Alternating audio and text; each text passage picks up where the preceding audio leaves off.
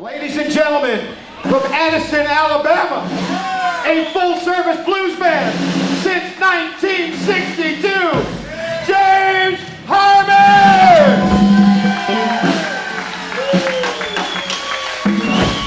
The one and only Little Barry G, ladies and gentlemen. Hey now, this is Nathan James. I've been James Harman's guitarist since I was 19 years old and joined the band and became a Dangerous Gentleman's in about 1998. And I've been very fortunate to get to travel and tour the world with James, and he's taken me along on some wonderful adventures that I'll always remember and cherish for my whole life. Just hanging out with him is just an education. So it was really fun. We both grew up with similar childhoods. You know, our fathers were civil servants. His father was a motorcycle cop, and mine was a fire chief. You know, so we kind of grew up in similar ways. You know, we grew up around similar role models, and we had similar stories as kids. You know. So at all the harmonica blowdowns, I was with him there backstage, and we'd go in the dressing room and we'd hang out together. But he was a great guy. Wow.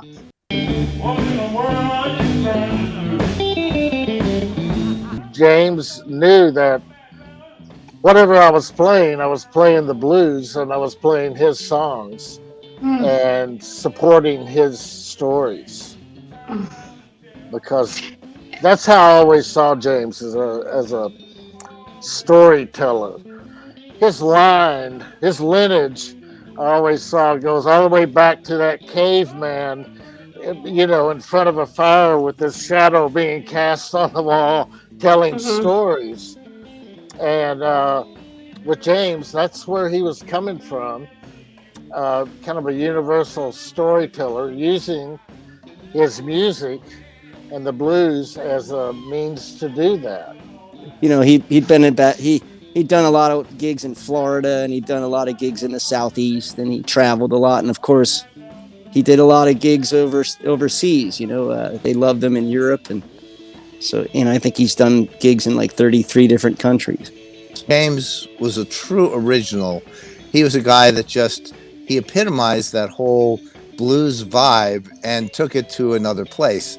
So, you know, being from Alabama, he just had his country ways, but at the same time, he was just an original, but he just was so steeped in the real traditions of the blues. So I first heard about James just, you know, in the pipeline, and I went to go see him one time, and that was the one time I got to see him. The first time I saw him was the first time and only time I got to see him with a classic band with Hollywood Fats and RAMOS, and Richard Innes was the drummer, and Willie J on the bass, and it was just something like I couldn't believe. So I'm going, this is just, you know, it's just was so alive and so cool, and James was the ringleader of this amazing group of people, and what a great band leader. He just like was singing and band leading, and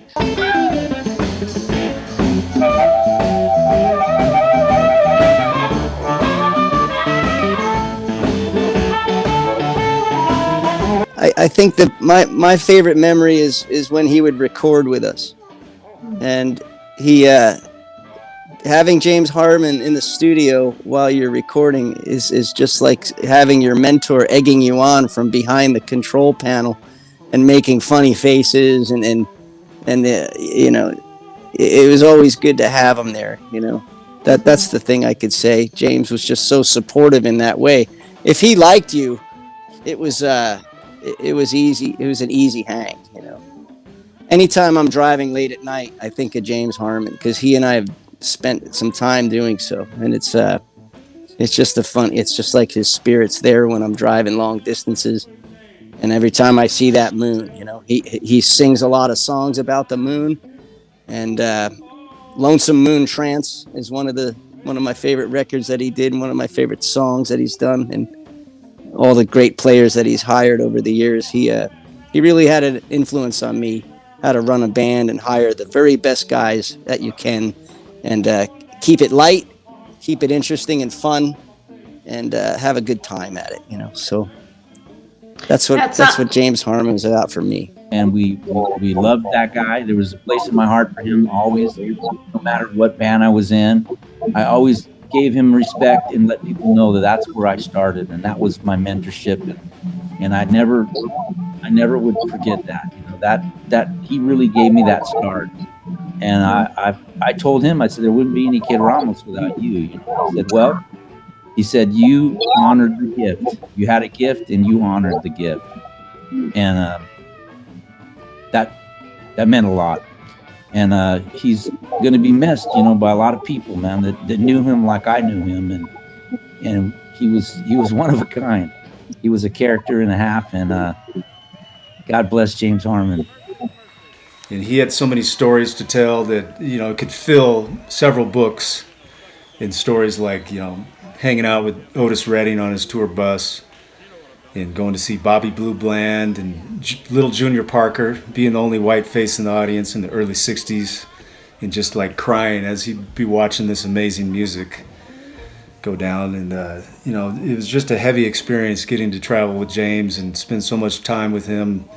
You know, it really shaped my music identity and really taught me a lot of things in life in general, you know. Harman always told stories and seemed to enjoy himself coming into the radio station finally after saying no. But I was very happy that we became friends.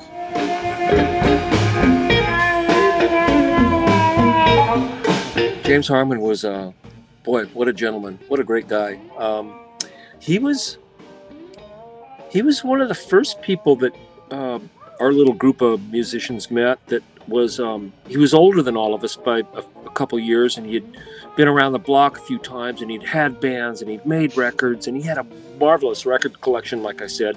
And he was a real wheeler and dealer, horse trader. He always had guitars and amplifiers, and he worked at Orange County Speaker Repair. He could build speaker cabinets. It wasn't anything James couldn't do. And he lived in Orange County, so it was a little bit of a trip to go down into Costa Mesa to go hang out with James. And it was always rewarding. And he was, but because he was the older blues man, he helped point us in the right direction.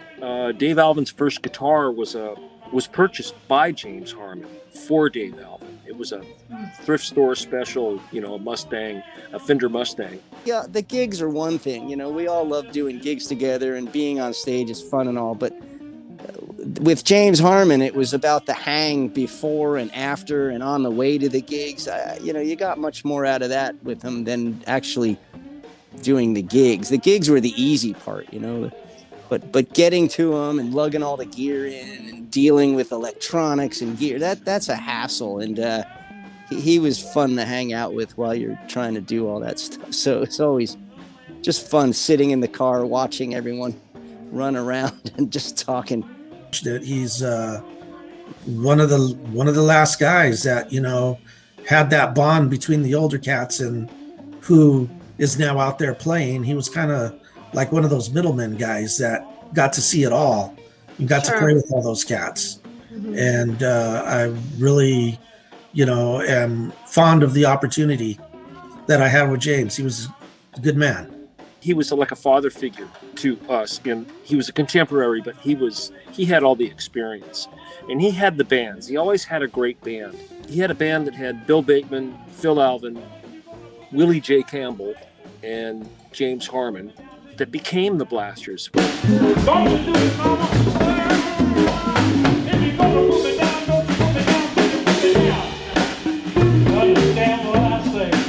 Well, the deal with James Harman is that we played a lot of gigs in bars to make our money, but then every once in a while we would go up and we would do opening spots like at Madame Wong's West or the Roxy, and the little drum just wasn't working.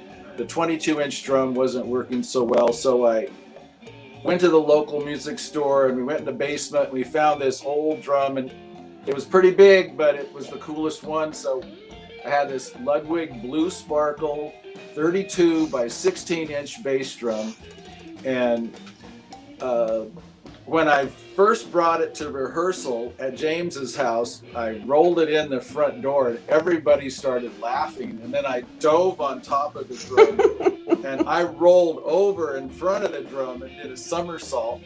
And then we all had a good laugh. And I took a lot of heat, all over the world for that large drum, but I still stand by it. I have one right there. A lot of times the songs we would play at a gig at night, or at least some of them, would be what happened that day.